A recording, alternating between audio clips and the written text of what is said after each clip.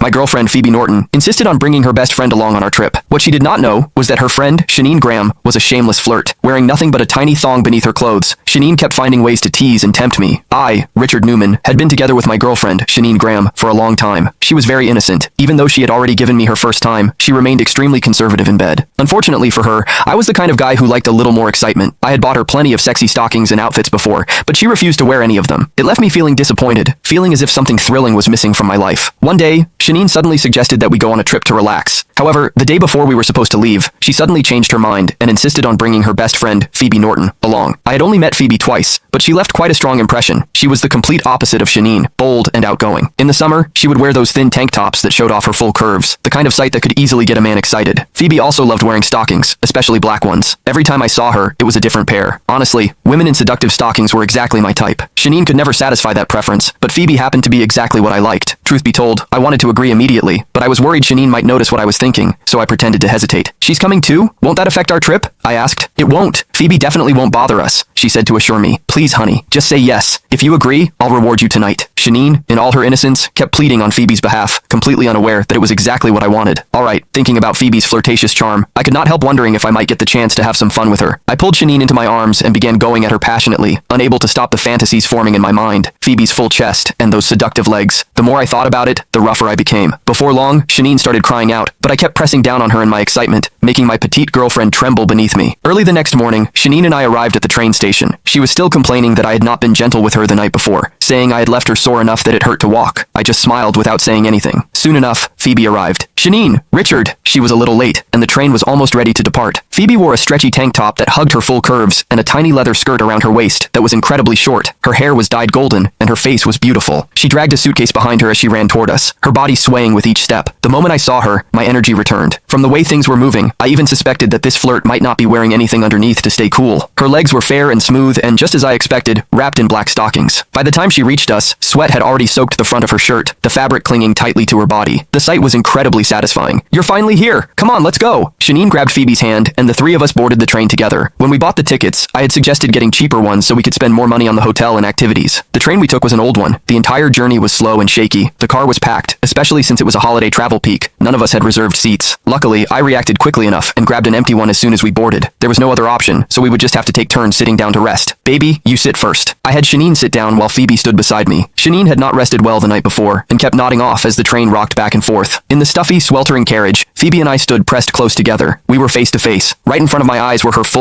Click the link in my bio to get the full story for free.